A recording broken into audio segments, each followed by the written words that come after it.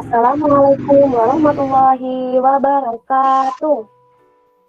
Waalaikumsalam Warahmatullahi wabarakatuh. Selamat pagi anak-anakku semua yang Ibu banggakan. Bagaimana kabar kalian semua? Sehat? Sehat-sehat Bu. Nah, sebelum pembelajaran, mari kita berdoa bersama-sama terlebih dahulu.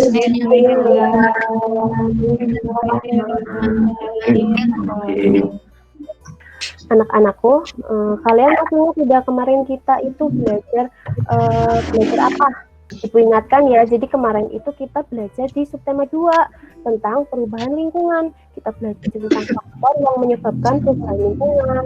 Nah, pembelajaran hari ini itu masih ada kaitannya dengan pembelajaran sebelumnya. Yaitu hari ini kita akan belajar subtema 3 tentang usaha pelestarian lingkungan. Jadi setelah kita mengetahui faktor apa saja yang menyebabkan perubahan lingkungan, kemudian kita akan melakukan usaha untuk melestarikan lingkungan agar lingkungan yang kita tempati tetap terjaga dengan Nah, hari ini kita akan belajar aja ya anak-anak. Jadi hari ini kita itu akan mengamati air pada gelas. Kemudian kita akan menjelaskan syarat-syarat apa saja yang mempengaruhi kualitas air. Kemudian nanti kalian secara berkelompok akan melakukan analisis usaha apa saja yang dilakukan untuk menjaga air. Lalu kalian akan menguraikan tindakan dalam teks. Kemudian yang terakhir, kalian akan membuat karya berupa mind mapping dan kemudian menceritakan kembali mind mapping yang sudah kalian buat. Sekarang Ibu punya gambar ini. Coba itu diperhatikan, itu ada siapa saja.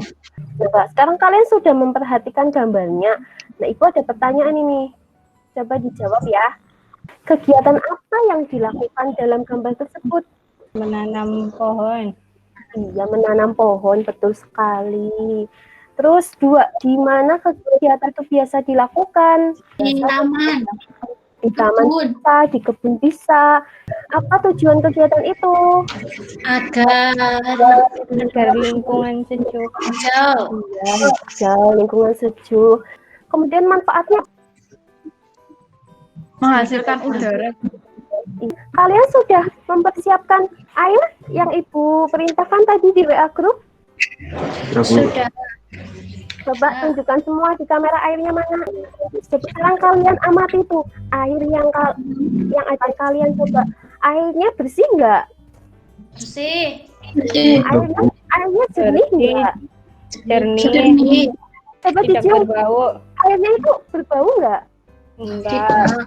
Tidak. Airnya tidak berbau. Berarti ini air yang cocok untuk minum. Coba kelompoknya anak April, nomor 1. Apa syarat air yang layak digunakan sebagai air minum dan air memasak? Dari itu Bu, bersih, airnya bersih dari Ya. Kemudian coba ini yang pertanyaan nomor 2, bagaimana kualitas air yang dapat digunakan untuk mencuci pakaian? Bagaimana Nagilang?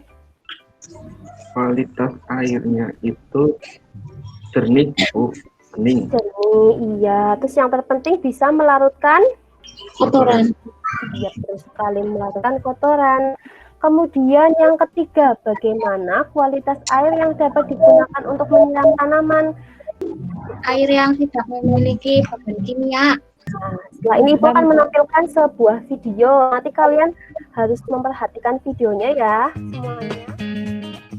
Info mau jelasin nih bagaimana PDAM mengolah air. Pada tahapan pertama, air dialirkan ke bak prasedimentasi. Tahap ini merupakan tahap pemisahan air dengan lumpur. Lumpur mengalami pengendapan yang dibantu oleh gaya gravitasi sobat. Setelah itu, air melewati tahap koagulasi dan flokkulasi. Tahap ini, air dicampur dan diaduk dengan zat kimia yang disebut tawas. Tawas berfungsi untuk menggumpalkan kotoran yang masih ada di dalam air. Kemudian, gumpalan kotoran dan air dipisahkan kembali lagi menggunakan gaya gravitasi pada bak sedimentasi, sehingga aliran air yang berada pada bagian atas menjadi lebih bersih. Setelah dibantu oleh gaya gravitasi, kali ini air disaring dengan saringan pasir dan kerikil untuk memisahkan mikroorganisme dan kotoran kecil yang tidak terpisah pada tahap sedimentasi. Barulah air dialirkan ke reservoir atau tandon air dan siap didistribusikan ke rumah-rumah sobat untuk dikonsumsi. Jadi ada tahapan-tahapan yang harus dilakukan sebelum air di PDAM itu nanti dialirkan ke rumah-rumah warga. Nah, tahapan ini itu biasa disebut juga urutan peristiwa.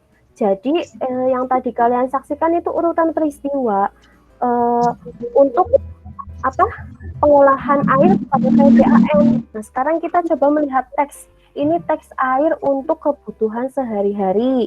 Nah, tadi itu ada urutan peristiwa pengolahan air di PDAM. Coba ini, Ibu mau tahu ini. Ini teks air untuk kebutuhan sehari-hari. Ini urutan peristiwanya ini yang mana ini? Coba Nak Nisa, yang mana ini urutan peristiwanya? Yang masyarakat memerlukan air di dalam jumlah yang sangat besar. Air yang akan digunakan diambil dari sungai-sungai terdekat atau sumber-sumber air lain seperti sumur. Iya, betul sekali. Jadi urutan peristiwa di dalam teks bacaan air untuk kebutuhan sehari-hari ini adalah pengolahan apa? Air sungai, pengolahan air sungai atau air sumur untuk apa? Untuk kita konsumsi sehari-hari. Betul sekali. Nah, sekarang Ibu minta kalian tulis informasi-informasi apa saja yang penting pada teks bacaan dan pada video. Nah, kemudian nanti kalian buat dalam bentuk mind mapping. Kalian sudah paham kan? Sudah. Nah, sekarang kalian bersama kelompok kalian coba mempraktekkan membuat mind mapping tentang air untuk kebutuhan sehari-hari. Nah, nanti informasi-informasinya itu yang didapat dari teks yang tadi kalian baca dan video yang tadi telah kalian saksikan. Nah, semua kelompok harus membuat ya masing-masing kelompok. Nah, nanti itu kalian membuat mind mappingnya itu di buku gambar atau di kertas saku. Nanti kalian membuat mind mappingnya, nanti diwarnain boleh, dikasih gambar-gambar boleh. Pokoknya sekreatif mungkin. Yang terpenting nanti info-info pentingnya yang di teks dan di video itu jangan sampai terlewatkan. Jadi kalian nanti setelah mind mappingnya sudah selesai semua, nanti kalian mempresentasikan. Itu suatu kelompok kan ada 5 orang. Jadi 5 orang itu salah satu nanti tugasnya merekam video. Dan kemudian nanti salah satu memegang mind mapping seperti ini. Nanti yang 3 itu nanti yang melakukan presentasi di sampingnya. Begitu ya anak-anak.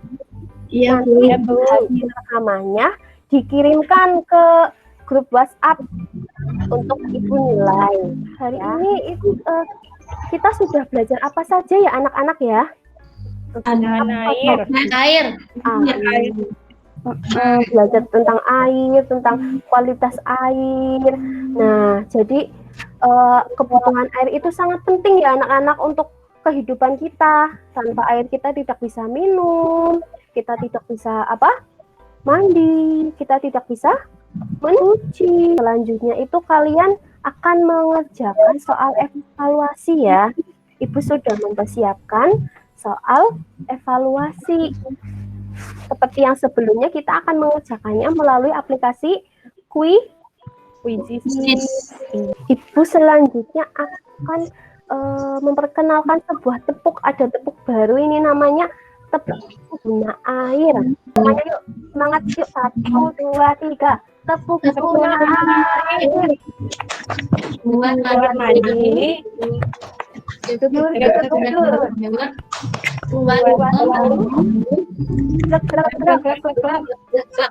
Buat mencuci.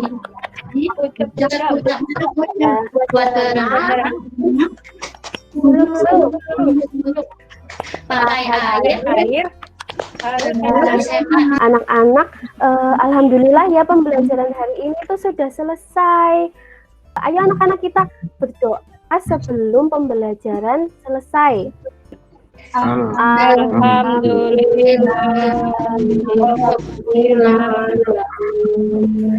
sekian pembelajaran hari ini anak-anak. Wassalamualaikum warahmatullahi wabarakatuh.